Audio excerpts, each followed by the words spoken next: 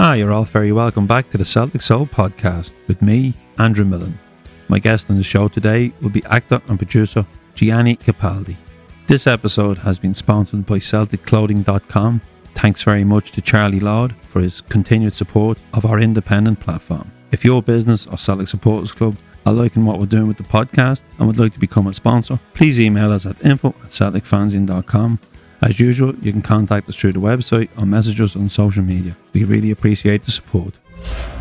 Hibs came to Celtic Park, they came to play and they came to win, and it made a nice change from teams coming and parking the bus in front of the goals. It's been an ongoing thing in recent games. In fact, with the exception of Ross County, it's been the story of the season so far. A season of frustration, I suppose, as we tried to break down defences, but luckily we have on most occasions. Sunday, we saw Celtic looking something like the team that won the league last year. As usual, we had the negativity that surrounds each Neil Lennon team selection before kick-off, but the ever-present Callum Mack opened the scoring after only 7 minutes to calm the nerves and to calm the knockers' nerves also. And you can always rely on new boy Ayeti to get a goal, although he did pick up an injury and he'll miss out on the trip to Sarajevo. He was replaced by Edward, who most people wanted to start and will most likely start in Sarajevo. The late hero in Riga, Elanusi, put the game beyond doubt, and Neil Lennon called it the best performance of the season so far, and we all went to the pub happy. Well, those who could go to the pub, because there's no further restrictions in place because of the COVID. Tough times ahead for everybody, especially those in the gig business, the singers, musicians and the DJs who entertain us normally on match day. So hopefully they can get back gigging soon, safely. I believe Facebook are even stopping them doing the gigs on that platform, so the boys and the girls just can't catch a break. Anyway, it's onwards to Sarajevo, but unlike last time, it's without the fans. And as we record this section of the podcast, the game has not been announced to be shown on TV yet, but the word I'm hearing is it should be available to watch, and we should hear the details soon. Gianni Capaldi is an actor and producer who lives in Las Vegas in the sunny Nevada desert. He was born in Motherwell to Italian parents. He has appeared in over 40 movies, and more importantly, he follows the famous Glasgow Celtic.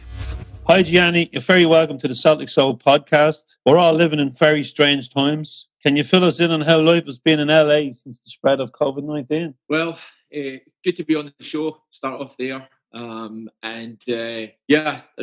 is just, it's turned our worlds upside down, you know. And I was actually in the UK. My second daughter was born, and my wife's American, and I wanted her to be born in Scotland too, along with her sister. So we actually were there. She was born last December, and we were there, I think, till, I don't know, April or end of May. I think we were there till we were stuck in the lockdown there.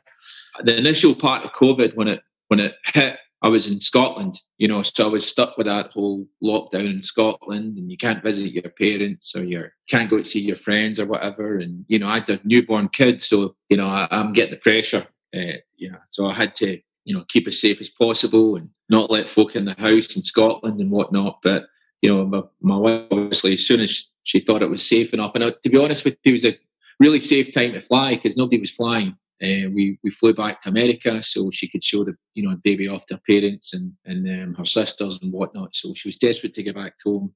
And we actually came to Vegas. We've got a house in Vegas, so we came to Vegas and kind of settled in at Vegas. And here it was a lockdown, but the lockdown was kind of lifted when we got here, and, you know, everybody was going about their normal business kind of thing. But I felt that here everybody wore masks. You know, here everybody, you know, you can't walk into a place, a restaurant or anywhere, a shopping mall or whatever, or supermarket without a mask on. They just won't let you in. You've got to sanitize your hands when you walk in, and it's more strict out here. As when I was in Scotland, people, only maybe a quarter of the people had a mask on when I was walking into Asda and whatnot. So, but yeah, I mean, it's hard. It really is hard because apart from working 2 weeks ago, which they had to take me to Mexico to work, I hadn't worked since February, so that was tough. And then, you know, for the kids as well, my 3-year-old, she was with the nursery in Scotland, and all of a sudden nursery stopped. She stopped seeing her friends. She stops playing. She wants to, you know, go to the park. You can't go to the park. She wants to do this. You can't do that. So it's really hard, I think, for the kids. And mentally, it's, you know, as a provider for your family, and as like a man, I'm not being chauvinistic, but I respect my wife that she looks after the kids at home. She does a great job, but that's a full-time job. And, I feel like as a man, sometimes you kind of lose that raison d'etre, which is like reason for being. And you're the whole point of you supporting your family, and you can't work for them. You feel sometimes it can get very depressing, and especially staying in the house all the time, and, you limit your time, your friends. My mate, Martin Compston, we both moved to Vegas together. He lived out here, so when I got back, we would meet outside in our one of our yards and one of our patios, kind of thing. And there's always that wee bit of distance in between us, and we both have newborns, so we're all really careful, and so we keep the distance, and there's no touching, or so it was good at least to have him out here, so I'd get away and I'd be able to see him a bit. And sometimes we just sat for hours in our backyard, and it's safe as houses, we're not mingling, but it does get really depressing. And I think there's a lot of guys and girls out there that they do feel depression, but maybe it's a West of Scotland thing, but I've never had anybody for Scotland call me up and say, from Hamilton, call me up and say, man, I'm depressed. In America, people text me all the time, go, I feel really down, or things are getting to me. So I think it's really important to communicate that and be able to. There's nothing wrong with being depressed, and I think that's the worst thing COVID's made us is a blanket of depression upon everybody, I think. And I got depressed. I felt a bit of depression keeping in, and and my wife would hear about it, or my mate would hear about it out here. So it's all right to feel depressed. It's a manly thing to admit it. So I think that's the worst COVID. Yeah, and then we can't go to football games. Kids can't go to school and play and all that. It sucks, but that's I found out. I think I found that certain things we do, like even going to the pub and getting a wee happy hour in every now and then. Those are the things that, and going to football games. Those are the things that kept me sane. I feel sometimes, it was a great distraction from kids in the house all the time, or it was like the kind of thing that I needed to survive, and not having that and not being able to do those things, I kind of took away my safe place, kind of thing. So I think everybody's hit the same way, but I think the message that we've really got to take out of this is, we'll get through this together, and we're all in the same boat. Everybody's feeling the exact same. It's all right to feel a wee bit depressed every now and then, and and everything will come back sooner or later. It's just a matter of time. But and it's not as bad as long as we're Celtic are top of the league, or thereabouts. That will cheer us up. So. Well, firstly, congratulations on the birth of the baby. I can only imagine that what it was like travelling home on an empty plane, because it would have been.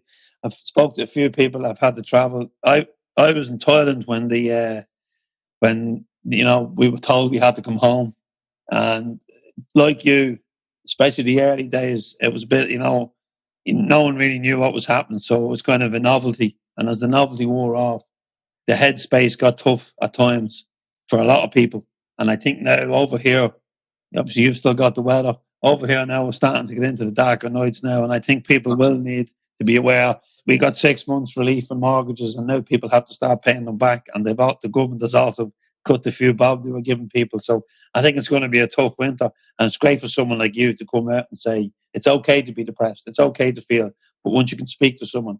And you did say that in America, people seem to say I'm depressed. Over here, it's looked upon as a weakness, I think, in some people. And you hit the nail on the head there. The provider, the man, the pressure to provide. And at the moment, there's a lot of people out of work, and even with Celtic, when you can get to see Celtic at the weekend, it makes a huge difference. I remember when the football was coming back, and it was coming back in Germany, and I said, football without fans is nothing. And someone tweeted last week, football without fans is better than nothing. And I think they're so right, because it does give you something to look forward to. It gives you something to focus, especially people who aren't working. It gives them something to look forward to. They've got a match now twice a week, and it just gives a little bit of focus. And that's how important Celtic is to so many people. Sorry, I said there you were in LA. I didn't know you were in Vegas. When I think of Vegas, I think of all the conventions I've attended over there. I've been going since 2000, and it's the craziest place I think I've ever been. And to think that you were saying it's like it's quiet now, and people are not going to the bars and that. Well, Vegas is open. I mean, Vegas is open. The casinos are all open. Everything's all open.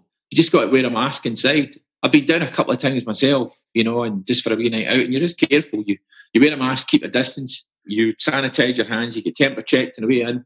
Just being in the same building as someone doesn't mean you're going to catch it. You have to have physically touch, or everybody's wearing a mask, so I think the threshold is maybe 3 feet from someone or something. It's totally safe. You just got to make sure you stay alert, and that whole Boris thing. Stay alert. But no, just don't put your hands in your face. Just wash them. Make sure you wash them. Be conscious what you're doing. Don't touch your straw if you're drinking a vodka soda. Those are the rules. Don't touch your straw. Short straw is not good. I know, but if there's anybody ever out there and you need to talk to somebody, just send me a wee message on Instagram and I'll talk to them if I'm not working and the kids are not driving crazy. Fair play. You said that you were doing walking. You were down in Mexico. Aye, because it's really hard to work in the US right now for productions because there's so many regulations and rules. So for instance, I start working in New Mexico, which is under the States. I think I start on the 19th of this month. October, 19th of October. And I'm doing a movie with Mickey Rourke called Commando. It's the first movie that I've kind of heard of that's kind of going. The extra expense on production is huge because every actor has to be tested 3 times a week. And I think tests cost like $125 each per actor, I was told. So it's like, this added extra expense. There's 2 people that have got to hire just to check daily temperatures, daily this, make sure. So for productions, it's really difficult shooting US. So they sent me down in Mexico. I was shooting in Mexico, and I went down shooting with Michael Madsen. And I think I posted a couple of pictures of Michael with his Celtic cap on.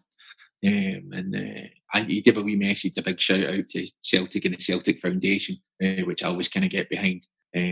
But we went down there and the whole crew were tested, but Michael and I weren't tested at all. We were only there for 4 days. But they're trying to ship movies out of the US so they don't have to deal with all the restrictions and whatnot. But, again, you just keep yourself safe and your distance, and, nobody came near Michael and myself, and, we're safe enough. So, no, it's okay. It's good. Well, at least you're back walking. Aye. Well, it was only 4 days, so it's not enough to get roads to the door. Now let's just talk a little bit Celtic. Obviously, you got your mate Martin Compson over there. You said another good Celtic boy. It helps when you're so far away from home and all this is going on, and you've someone to talk about Celtic with. Mate, there's a guy called Thomas. So talk about the Celtic Convention. I went down last year.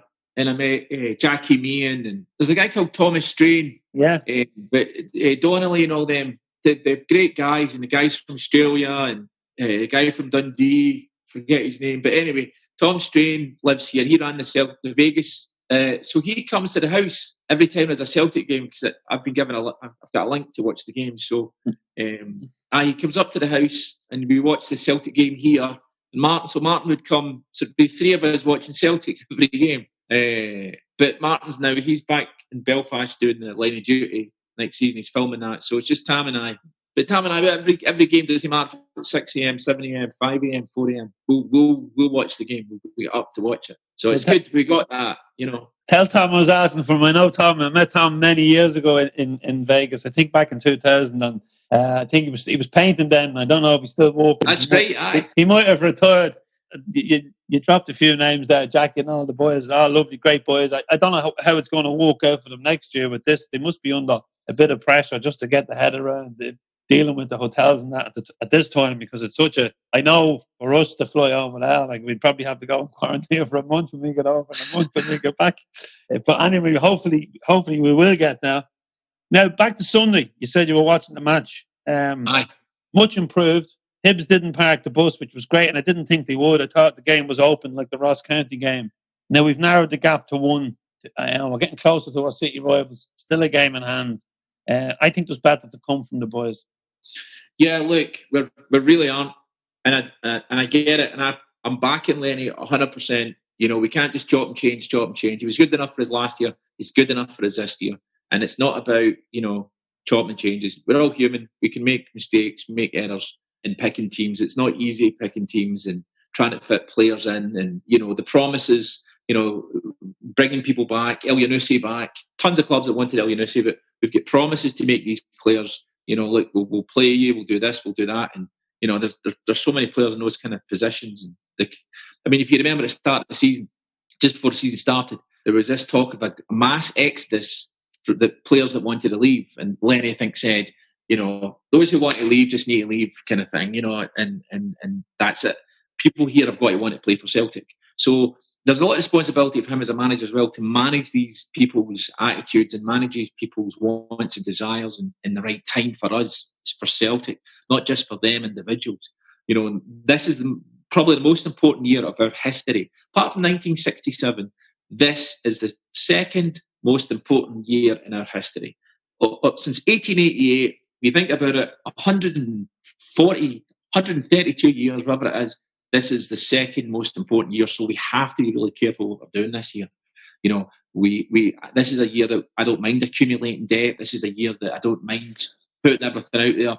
We can sell all our players next year. I don't care. This is the big one. So there's a lot of managing people's desires and personal wants.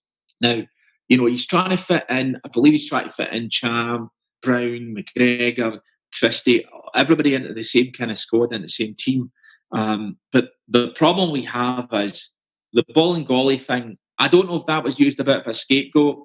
I think with Goalie, he was a bit of a bomb scare, to be honest with you. When we played Rangers at Parkhead, they played him off the park. He was absolutely dire. And so we spent a bit of money on him. And I think it was pie in our face again for getting out there spending $3 million on a player, and he's utter garbage. He can't compete against Rangers. So we need players that can hold their weight against teams like Rangers, and Goalie was just not that guy. And let's be honest, we were all happy that he left. And the amount of comment that Bashik or whatever the team he's went to, comments on their page was, thanks for taking him away, thank you. How much do we owe you? The fans are saying, so they must be looking at that going, translating this, thinking, what's going on? But no, wasn't the right answer. Lenny always wants to play this 3-5-2, which it's not even a real 3-5-2 because we're not even playing two strikers. Christie's not exactly a striker. He should play right behind the two strikers. He's not a down and out striker. And with the 3-5-2 here, we don't end up playing Elhamed, but we end up playing Frimpong, which is fine because if somebody gets injured in the central defence, I know we get Duffy, but Elhamed could slip in just on the right hand side of that three-player central defence. But on the left, the problem we have, Frimpong is great because he bombs up and down that wing all the time. Forrest has been in and out of games recently. I've always been a great advocate for Forrest, but this season he's not up to fire. And a lot of players are not up to fire, so we can't single him out. But the problem we have is on the left-hand side, we have Greg Taylor. Now, Greg Taylor was magnificent when he played with Kilmarnock. He was not asked to do what he's been asked to do with Celtic. When you watch Greg Taylor and he's in a forward position on the left-hand side, what Greg Taylor does is he turns back. You watch him on Sunday. People say the magnificent game. For me, did he have a magnificent game? He turns back and he passes the ball backwards. He'll pass the ball backwards to someone behind him in the midfield. And that's what he does. He doesn't have what Frimpong has. The difference between Frimpong and Taylor is Frimpong only thinks about going forward. How do I run by this guy? How do I beat this guy? I need to get forward. Once he gets forward, he puts in the cross. Taylor, out of 10 decisions, he'll go back 6 or 7 times. He'll look for the pass. If you watch it, he'll look for the pass 6 times, and only maybe 40% of the time he'll look at going forward. And that's the problem. And it's not that he's a bad player. That's not his instinct. You get attacking instinct and defending instinct. Now, maybe Taylor's better at chasing their winger down the wing and blocking his cross or cutting him off or whatever. But the reality than Frimpong. But the reality is we're not playing him in that position. We're trying to play him in a forward position. He was ahead of Callum McGregor the other day when we were playing. I think we were playing Riga. He was ahead of McGregor. Now, that shouldn't be. That should not be the case. Like, it's just too many players behind him. He should be the one pushing that midfield up and then overlapping. He needs to overlap. But if he's already ahead, you can't have the overlap. That triangle thing running up the side. So he passes inside, passes out to the wing, and then he picks up again on the wing and beats his defender and crosses it in. But if he's already ahead, you can't play that. He needs to be pushing the midfield part up, and he's just not doing that. So Taylor is not the man for the formation that that Lennon's trying to play. And I think that's a problem right now. You know, Edward, he'll come good. I mean, he had a great touch to Turnbull. The Turnbull put through to Elyounoussi for the goal. You know, he's fast on his feet, and he does what he needs to do. His scoring will come back. I mean, he had a couple of chances. The confidence will come back. Confidence is a big thing in football, as we know. You know, the best players in the world can be rocked with confidence and not be scoring the goals. Just give him a bit of time. He's been great with us. He's got the ability and he's got the skill, so he will come good again. You know, so once we have if we can play two real strikers up front, we should be. We're Celtic. You know, we're not some park the bus team. We don't need one striker up front. We need two strikers up front. So two strikers up front, we could play the 3-5-2, great, but we just need to make sure those two, for the two top, two strikers, Ajeti and Edward be fantastic. Ajeti's great at holding the ball up as well if he needs to. For Edward's faster. Two different types of players, which is great. Elyounoussi is fantastic on the wing. He cuts inside. We just need to get this new left back who's got that attacking mind. If we can bring an attacking mind left back, Duffy's feels a bit rigid. So I think just give him a wee bit of time as well, because you know he wasn't playing fluently all the times, but he is getting better game by game, and his communication between, you know, look, Beaton is, you know, he's been good. He was actually one of the better central defenders, I thought, in the last Sunday. But did he just have a one-off game? I don't know. I mean, we spent so much money on Julian. Julian just needs to beef up a bit in the sense that he can't be bullied all the time by the Bamba and, well, now the boys left, Livingston. But, you know, he did get bullied. And the physicality just doesn't have it. He's got to learn to put physicality with his size. But Celtic, we just need to get that fluid motion again. You know, there's been a lot of stick and criticism on Brown. I think he's been a great servant to the club. I think he's got his presence on the pitch. The players are so used to it now that, you know, we're also left with a dilemma that if you take Brown off, they've kind of lost that guy in the middle of the park shouting them, screaming them, that they look up to, you know, the daddy figure. So there's that psychological thing as well. It's easy for us to say, get him off, get Turnbull on, or bring someone else on. But there's also those kind of, you know, I grew up playing football, and it was always that older person in the middle of the park, you know, like the central midfielder, or he would play fullback and he would scream and shout, and you kind of looked up. They might not be the better player, but he was there and his presence was always felt, you know, and he had to take a hard challenge. You take a hard challenge, you put a hard challenge in. You know, if you get knocked, he was the one to give a bit of payback. And, you know, I know we've got Duffy now for that as well, but Brown has been doing that for so many years. So we've got to kind of balance it. But look, we've got so many games in the season. The one thing, Lennon came out at the end of the game on Sunday and he said, man of the match for me was Brown. Now, I think we all know Brown wasn't man of the match. You know, I don't even know if he was in the top two or top three, but did he play well? He did well. He was solid. He had a shot and goal. He nearly scored. But he was starting to come back. He was maybe 85% of the Brown we used to know. So he's getting there. His presence was felt more by the players. But, you know, Lennon probably shouldn't have said that because it maybe rubbed people up the wrong way. But at the same time, he's backing his player. You know, Brown's really important to us. So I don't want to drop Brown, but I do think we can give him a rest. You know, we've got Cham, we've got Turnbull now, we've got plenty of players that takes place. I think Gordon Strachan had picked Brown out as well. He was commentating, and he did pick Brown out as a standout performer. You mentioned Ajeti there. I've been very impressed with him. He's injured now for tomorrow night, but you know, this is a guy that's not fully fit, and he can bang in a goal a game. You know, and he's that poacher. And I think playing off Edward, he'll complement him. And you want your striker to be hungry, close to the, you know, in the box, you know, greedy, hungry. You know, and Griffith gives us that as well, and he's coming back. I think it could be right. I don't want to be too hard on Taylor, but he did play in a Kilmarnock team that was ultra defensive, and he is a full back, whereas Frimpong Ken was a full back, but you can see he can play as a wing back. And hopefully we do get someone in, because it will push Taylor and it will take the pressure off him, because we played James Forrest over there as well. And when he plays over there, he has to cut in on the other foot. So there is pluses and minuses. And I think the big test now, we have a big test on Thursday, and then we have a test against Rangers, because I would expect us to beat St Johnstone. And the big test, and I would be happy if Brown was rested with Duffy now in the team. I watch Ireland. I've seen all his games home and away. I've been in the stadiums, apart from the recent two because of COVID. And Duffy is a leader. Duffy has leadership qualities. And I think if Julian's playing beside him, he'll be all the better for it.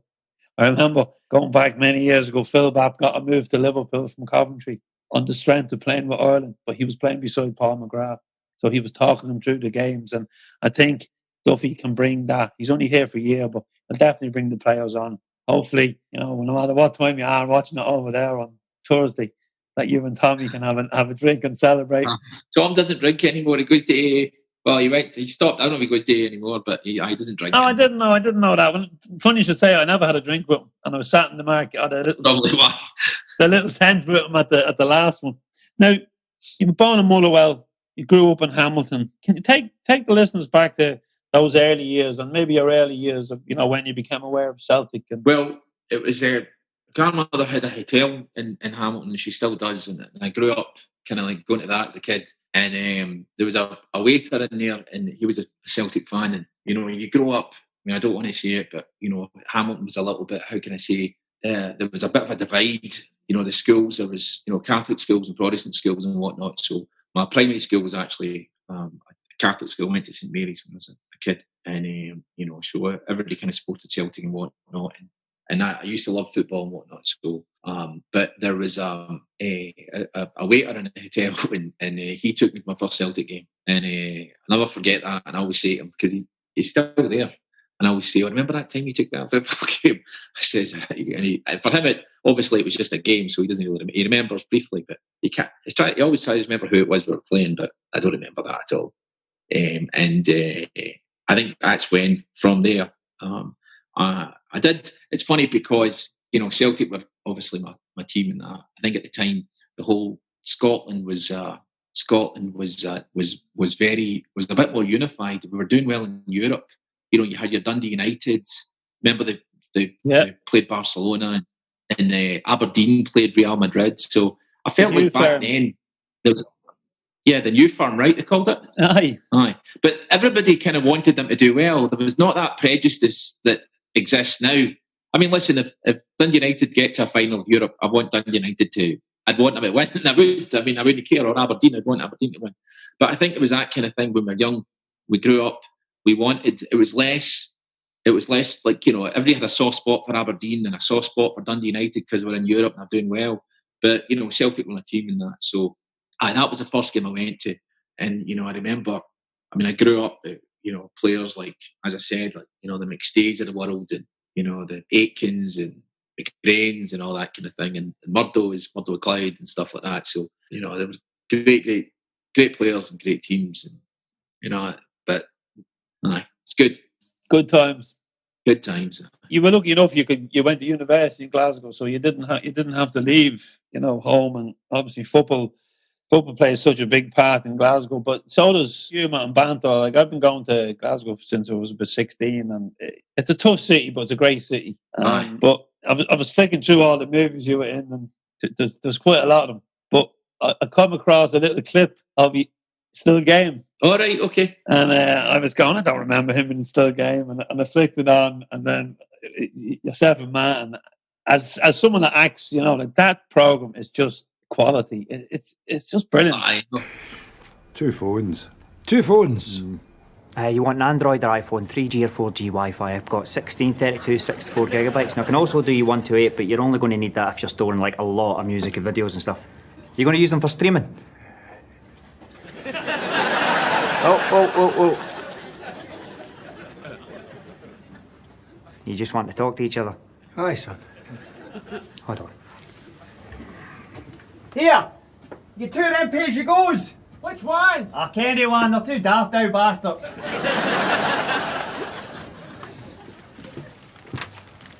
There you are. 2 pay-as-you-go phones. 20 quid each. Well, talk about the future.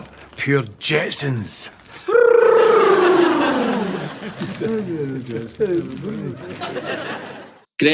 Greg had said to me, it's the last season and whatnot, and I love Greg Hempel. He's such a magnificent big soul. Like, he's just a great, and his family, he's just a family man. He's fantastic, and Greg's actually from Canada, so when he first came over to Scotland he had that Canadian accent, so it was kind of funny, but I didn't know him back then. But anyway, I knew it was the last season, so it was like now or never. And I know Mark was going to do something, and Greg said to me, "Oh, I'm going to try and do something with you guys together. We'll try and get you in the same kind of scene." So and then that was it. And then we kind of improvised it when we got there. There was a rough outline. The idea was we're coming in to buy phones, and that, you know, and then they make the jokes up kind of thing. They say, "Well, why don't you say this?" Because, you know, they're the genius comic writers. And then it was just a good. It was nice to be part of something that was just, you know, in Scotland, still game's legendary. So, you know, it was just, at least you dip your little tiny wee toe in, you know what I mean? And it was just nice to be part of it, you know what I mean? Even if it was, Mark and I just did one scene in it, but it was great. It was really good.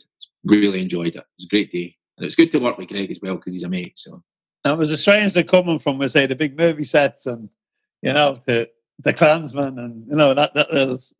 we went out, we actually visited the Klansman set like 2 years prior. We got invited down just to go down and see it and all that, and it was good.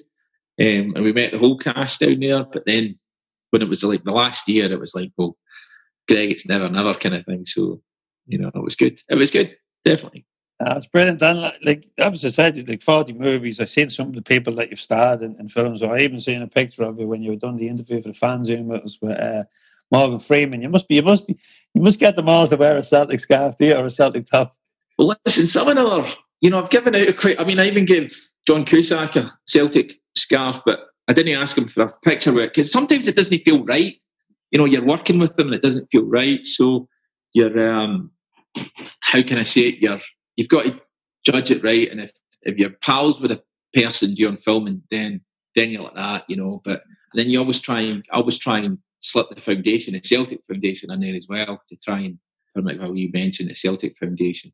But I know it's definitely it's good, because you talk about the history. It's not just put that, you know, and then they get really involved in it, and they're like, I said, you know, like, you think the first British team to win the European Cup, you know, they think, well, is it Liverpool or Manchester United? Or I'm like, no, it's Celtic.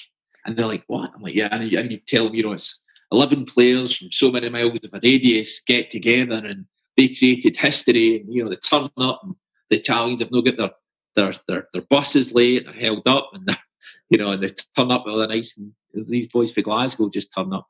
So they get really enamoured, and like they fall in love with this story. So, you know, it's easy selling something that's beautiful to tell. You know what I mean?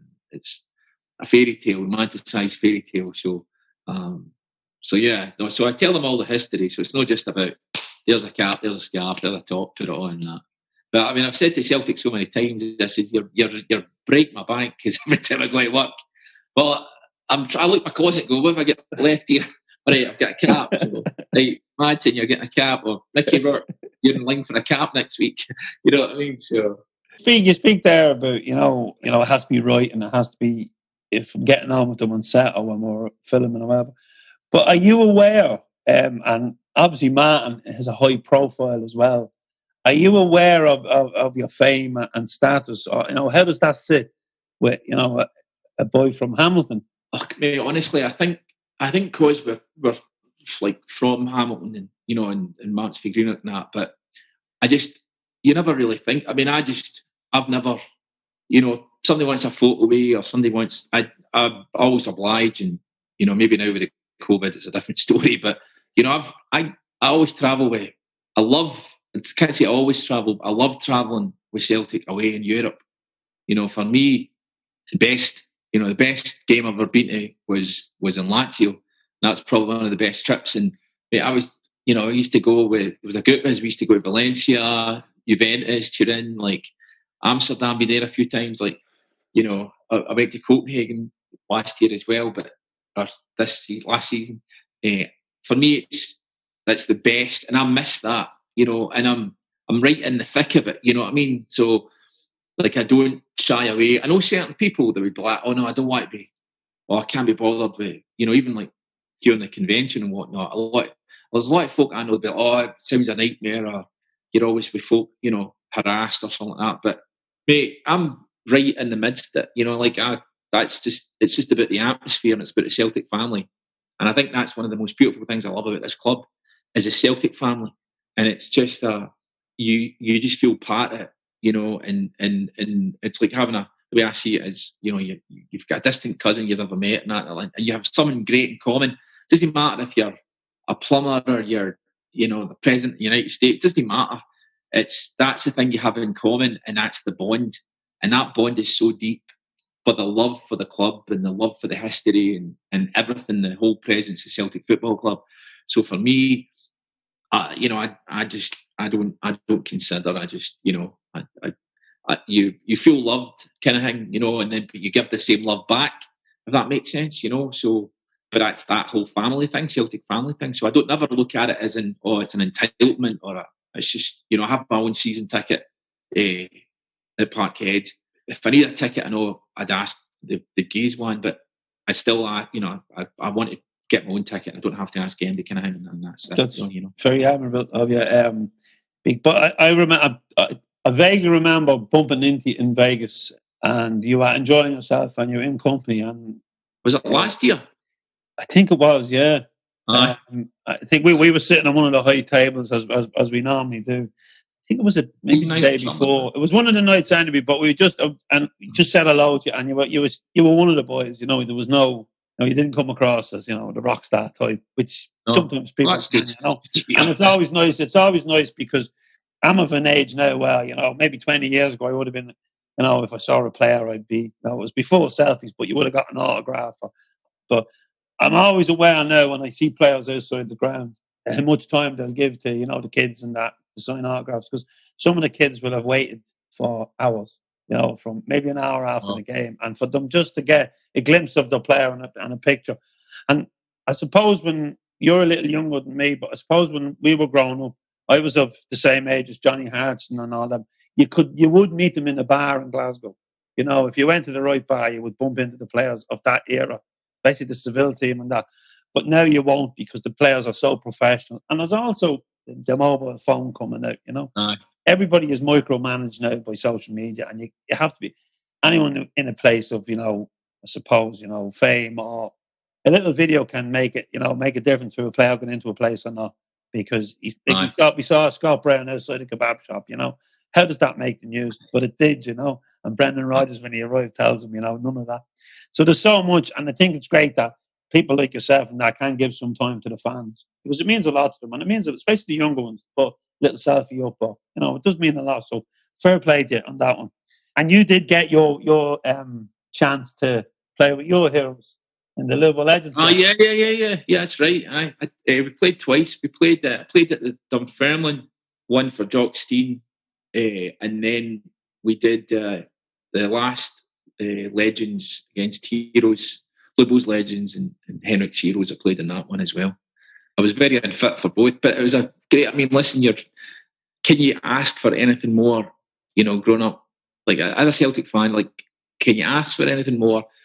Walking down, walking out the changing rooms, walking through the tunnel, 60,000 fans, and I'm trying to find my wife and my mum, my dad. I can't find Andy. You can't see Andy, but you come out and it's just something amazing, and you're playing with your footballing heroes, and it's just brilliant. It really is, and you're like, I remember I played a ball up to Jackie Jackanoski, and I think it's one of my only things I did right. And I remember him when I was a kid, you know what I mean? And it was just really, really cool, and that, and it's an experience that, you never know if they do it again now with the COVID and all that stuff, and how far down the line it's going to be, and whether the foundation they have another one. I'm sure they will at one point, and we're desperate to experience these moments again. But wow, like that was like, you can't say one of the best days of your life, because I've got 2 kids and I'm married to an amazing woman, but it's right up there. You know what I mean? Like on a selfish note, it's right up there. And I think I had a white T-shirt underneath, and I had my daughter's name and the date she was born, and my daughter was there. She was only 6 months old, and my wife brought her to the game. And and I've got that photo, and I think Bobo's right behind me. I just hope that when she gets older and she appreciates, that, like, she'll probably put it on her wall, probably, or not put it on her wall, or just put it in a cupboard somewhere. But it's like one of those things that, you know, it was a great opportunity. So thankful. I just feel so blessed, and you know, it's a humbling experience, and I'm just so grateful. You know, just so grateful I had that opportunity. I'm sure it will come over to the listeners how much it means to you, and how much Celtic means to you, because I can see it, and I can see how excited you are talking about that. And yeah, we've all had our moments, but we haven't had the opportunity to play on the hollow turf. At Scott Brown's testimonial, a friend introduced me to Henrik Larsson, and you know, just to get a picture, and that was kind of like, you know, so. And you know, you meet Paul McStay and you get a picture. I have a couple of pictures with a couple of players that mean a lot. And you know, for a man that's nearly 50, you know, it brings the kid out in you.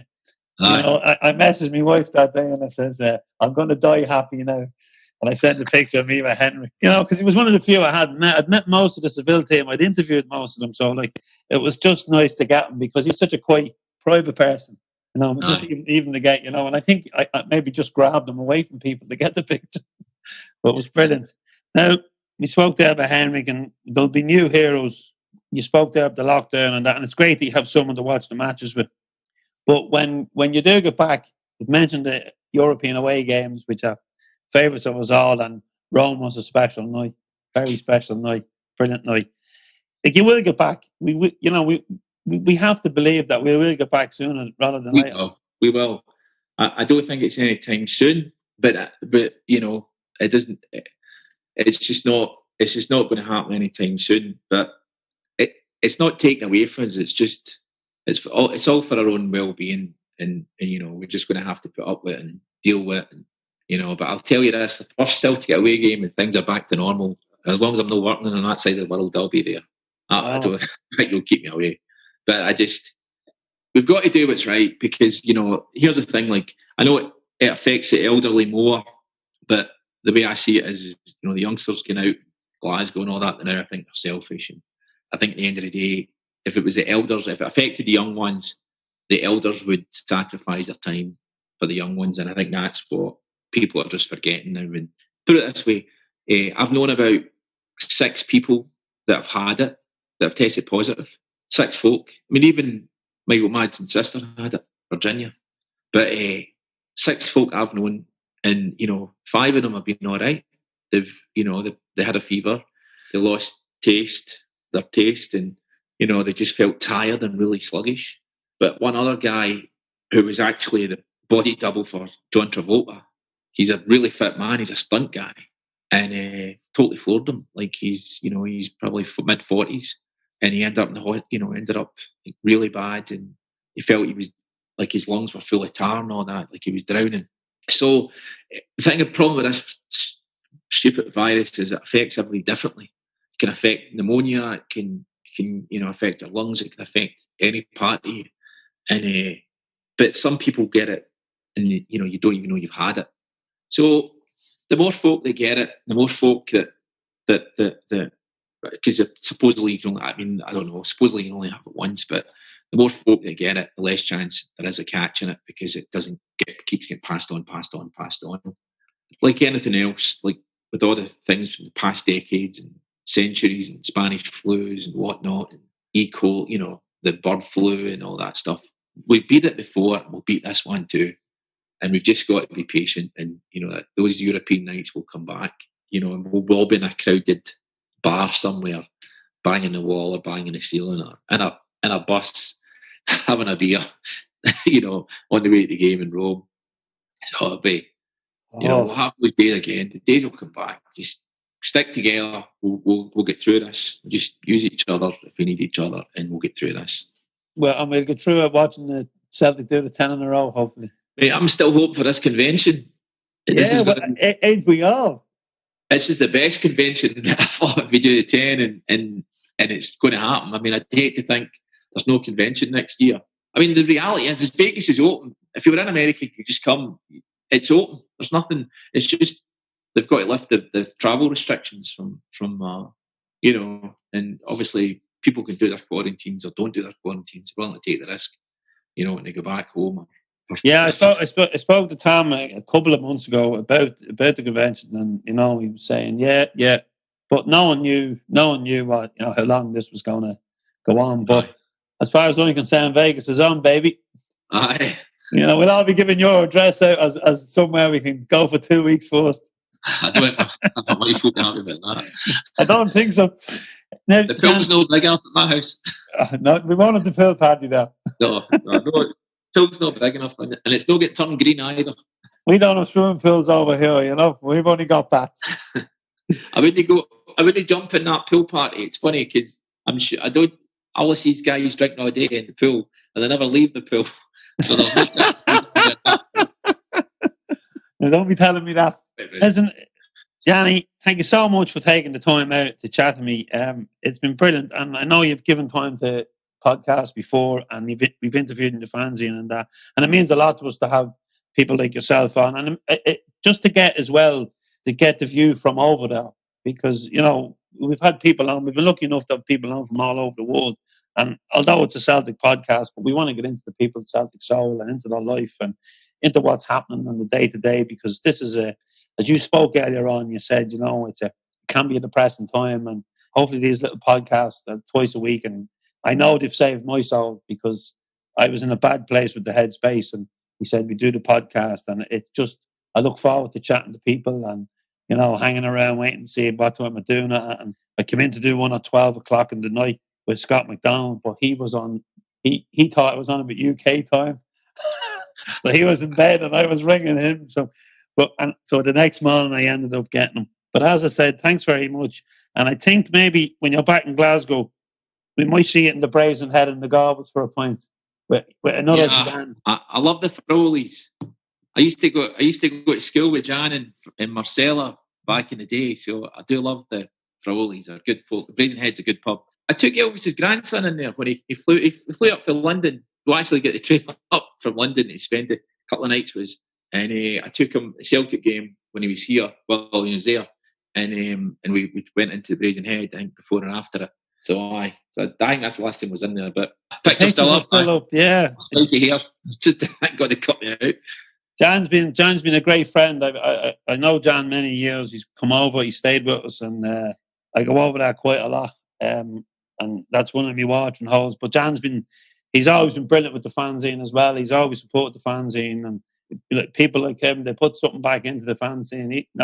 They're getting fans into the pub, but John will always put something back in. And I didn't know you went to school with him, because he doesn't say much, John. He doesn't bother about who he went to school with. He was years above me, but I remember him and his sister Marcella was there. I think they used to live in Hamilton before they moved. I think if you ask him, John used to live in Hamilton, but if I don't see you, then I'll definitely see you for the convention. Hopefully.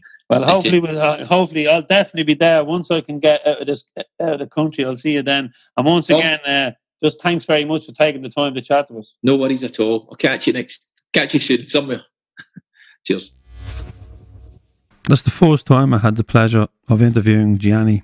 What a decent bloke, down to earth, just one of the boys who speaks with passion when he talks about Celtic.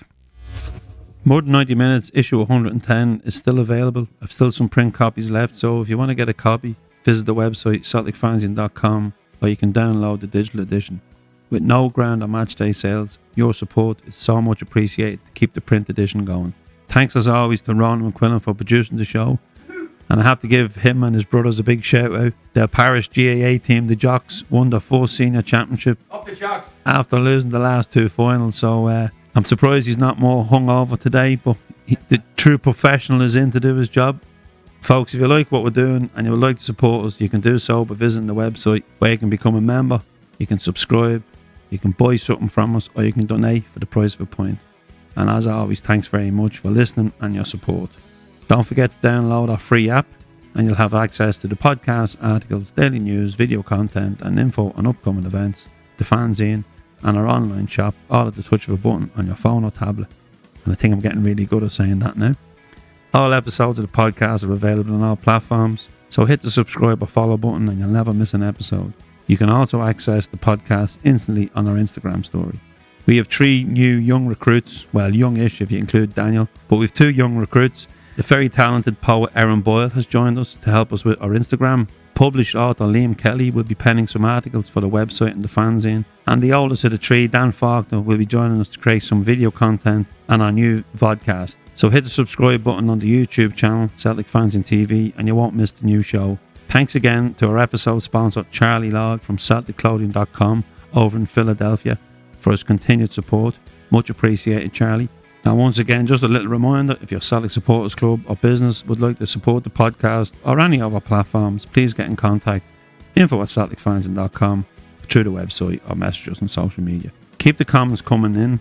Keep the ideas coming in for guests you would like to see on the show. And as always, if you have a story or your supporters club is holding an event, let us know and we'll give it a shout out. We're back on Friday with episode 32. We'll have another guest who'll be opening up their Celtic Soul to us. So as always, stay safe, stay tuned, and keep the faith.